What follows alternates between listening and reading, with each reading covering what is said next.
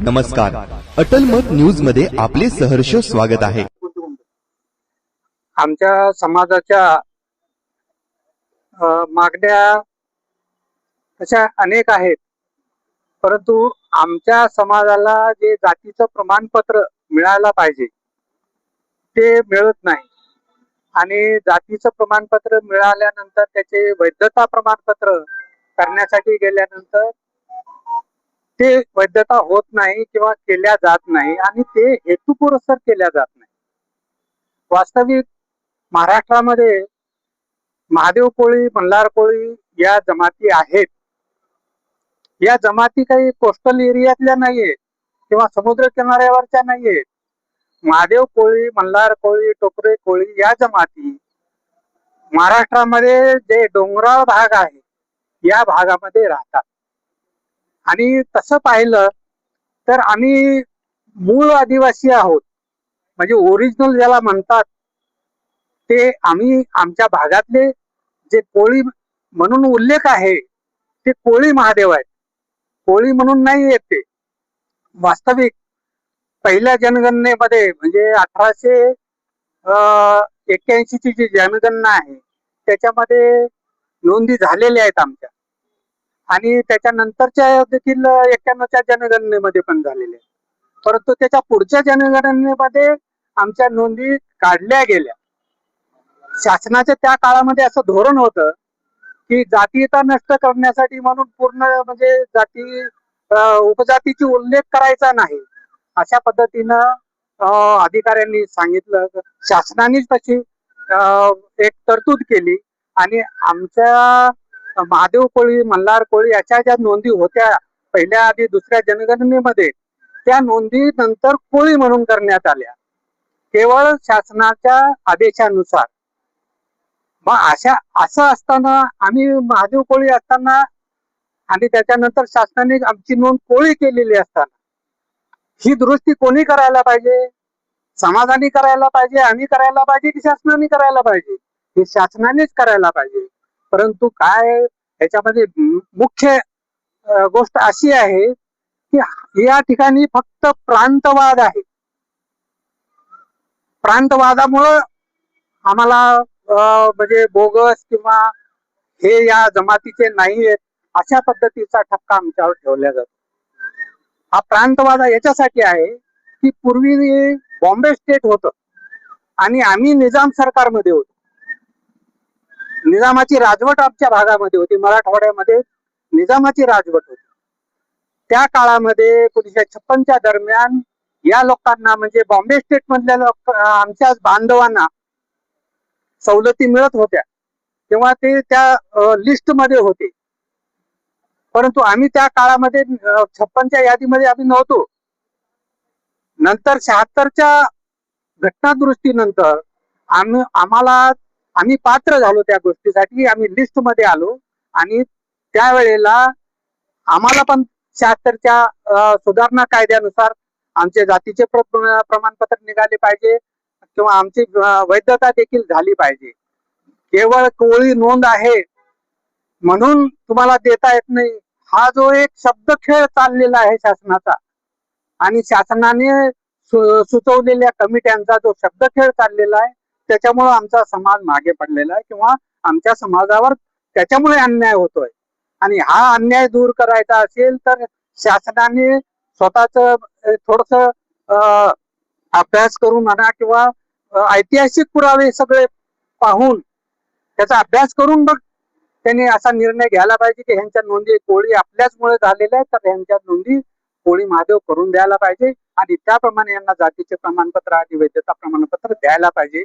ही भूमिका शासनाने मन मोठं करून घ्यायला पाहिजे। हे जर झालं तर हा अन्याय मराठवाड्यावर जो अन्याय होतोय किंवा महाराष्ट्राच्या इतर भागावर जो अन्याय होतोय हा अन्याय होणार नाही। मराठवाड्यामध्ये निजामाच्या काळामध्ये निजाम सरकारने एका जजची नियुक्ती करून या भागातल्या जातीच्या नोंदी जातीचा सर्वे केला होता। सय्यद सिराजुल हसन या जजना त्यांनी अपॉइंट केलं होतं आणि त्यांनी जे संशोधन केलं आणि जातीच्या नोंदी त्याच्यामध्ये घेतलेल्या आहेत। त्यामुळं आम्ही ह्या भागामध्ये महादेव कोळी राहत नाही हे शासनाचं म्हणणं किंवा शासनाच्या अधिकाऱ्यांचं म्हणणं अत्यंत चुकीचं आहे. त्यांनी आताही पाहावं, सय्यद सिराजुल हसनचे सर्वे पाहावा, त्याच्यानंतर रहीमतुल्लाचा रेकॉर्ड बघावं. या ठिकाणी नोंदी आहेत, या नोंदी असताना देखील ते दिल्या जात नाही. आता माझं म्हणणं असं आहे की 1881च्या जनगणनेत 1891च्या जनगणनेत किंवा उस्मानाबाद जिल्ह्यामध्ये, पूर्वीचा उस्मानाबाद जिल्हा, त्या उस्मानाबाद जिल्ह्यामध्ये महादेव कोळी राहतात त्यावेळेसचा रेकॉर्ड आहे. मग ते गेले कुठे महादेव कोळी त्या भागातले? याचाच अर्थ असा आहे की ते तिथेच आहेत पण ते दिल्या जात नाही. ही शासनाची भूमिका अत्यंत चुकीची आहे आणि म्हणून आमच्या या लोकांना, आमच्या या लेकरा बाळांना सगळ्यांना उपोषणाला बसावं लागतं. हे फार दुर्दैवाची बाब आहे. म्हणून असं आमची अशी विनंती आहे की शासनाने आमचे प्रतिनिधी नसल्यामुळं आम्हाला त्याच्या आमच्यावरचा अन्याय दूर होत नाही. जे तुमचे अजून सगळ्यांना नमस्कार. मी रेणुकाताई घोरपडे आहे आणि आमच्या सरांनी चांगली माहिती दिलेली आहे. आणि हे आमचे जे निजाम काळामधले आमचे जे आहेत सबूत ते पण आहेत. पण एवढं काही असताना आज सरकार म्हणते बेटी पढाओ बेटी बचाओ. आज तुम्हाला सांगते, माझी मुलगी तर संभाजीनगर मध्ये शिकायला आहे. फिजिओथेरपीला तिचा नंबर लागलेला आहे. त्या सगळ्यांचा रिझल्ट लागला, त्या रिझल्ट लागलाय. माझ्या मुलीचा युनिव्हर्सिटीने रिझल्ट सुद्धा दिला नाही. कास्टवर तिचं ऍडमिशन केलं. ऍडमिशन करते वेळेस त्यांनी म्हणले व्हॅलिडिटीचा काही प्रॉब्लेम नाही मॅडम, ऍडमिशन करा. आणि नंतर म्हणले नाही व्हॅलिडिटी द्या तेव्हा रिझल्ट देतो. आज माझी मुलगी आज 15 दिवस झालं घरी बसलेली. का तर व्हॅलिडिटी दिली तरच रिझल्ट तुला दाखवते आणि सेकंड इयरला तुला बसू देणार. हे कॉलेजचं आणि युनिव्हर्सिटीचं म्हणणं आहे. तर एवढं म्हणजे मानसिक त्रास माझ्या मुलीला होत आहे. मला असं वाटतं की आम्ही रोज मजुरी करून आम्ही आमच्या लेकरांना शिकवण्याचा प्रयत्न करायलो आणि हे आमच्यावर असा एवढा दबाव कशामुळे? जेव्हा तुम्ही आम्हाला सांगता की एसटी कॅटेगरी मधले मुलं निवडून घ्या, ऍडमिशन करा, ऍडमिशन करून बी घेता, त्यांना 1 वर्ष शिकवता, 1 वर्ष शिकवल्याच्या नंतर एक्झामला परेशानी करता, एक्झामला बसू दिलं तर आता रिझल्ट देत नाही. तर मला सांगा आता माझ्या मुलीला काय करायचं? एक तर ती म्हणते सेकंड इयरला मॅडम मला कॉलेजमध्ये बसू देणार, फर्स्ट इयरचा काही रिझल्ट लागला नाही, व्हॅलिडिटी मागत आहे, युनिव्हर्सिटीची फीस द्या म्हणत आहे, कॉलेज वेगळं फीस मागत आहे आणि आम्ही रोज मजूरदार, आम्ही इतक्या फीस कुठून द्यायची? आता मुलीला इथं आम्ही हॉस्टेलमध्ये ठेवायचं, तिचं खाणं पिणं येणं जाणं हे भागवायचं की कॉलेजचा आणि युनिव्हर्सिटीचा एवढा फीस द्यायचा? तर मला सरकारला हे म्हणण्याचं आहे की सरकार म्हणते की मुलीच्या बाबतीत कुठलंही शिक्षण रद्द करायचं नाही. तर मग आमच्या जातीसाठी आणि आमच्या समाजासाठी का असा अन्याय करतायत? आम्हाला न्याय का नाही? आज तुम्हाला जर असं वाटत असेल तर आज कोर्टामध्ये माझ्या मुलीची तारीख होती, हायकोर्टामध्ये. आज काहीच निकाल लागला नाही. आज आपण लेकरांना सांगतो की बाबा की काही गुन्हा करू नको, आपल्याला कोर्ट कचेरी करावं लागेल. पण आज मी माझ्या मुलीला घेऊन आज हायकोर्टामध्ये महिन्याला घेऊन जाते. म्हणजे आम्ही काय गुन्हा केला आणि आमच्यावर एवढा का अन्याय होतोय? मला एवढं विचारायचंय सरकारना. आणि आज माझे जसे भाऊ बसलेले आहेत, मी सुद्धा या उपोषणाला आज बसलेले आहे. आजपासून मी उपोषणाला बसत आहे कारण मला न्याय पाहिजे माझ्या मुलीसाठी, माझ्या लेकरा, सगळ्या माझ्या महाराष्ट्रातल्या समाजासाठी.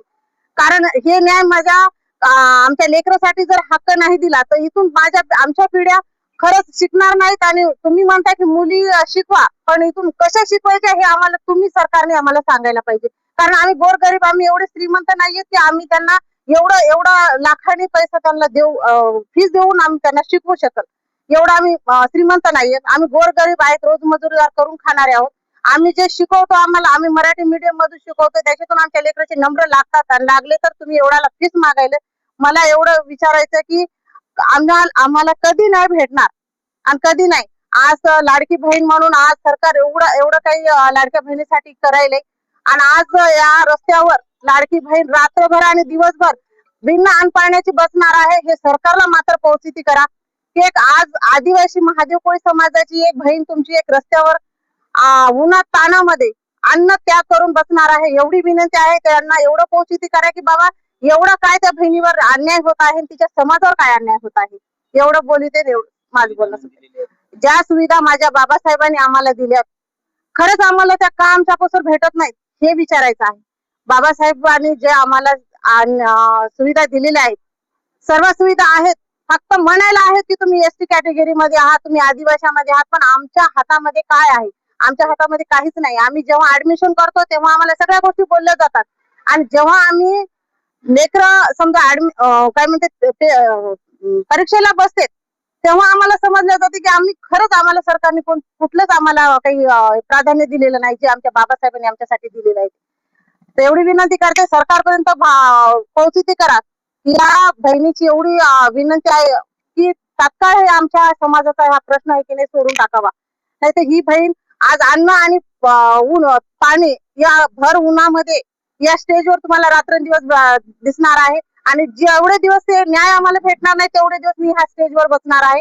तुम्हाला एवढी विनंती आहे की माझ्या दादांना, माझ्या पत्रकार दादांना आणि माझ्या सरकारना दादांना पण की या बहिणीची एवढी विनंती आहे का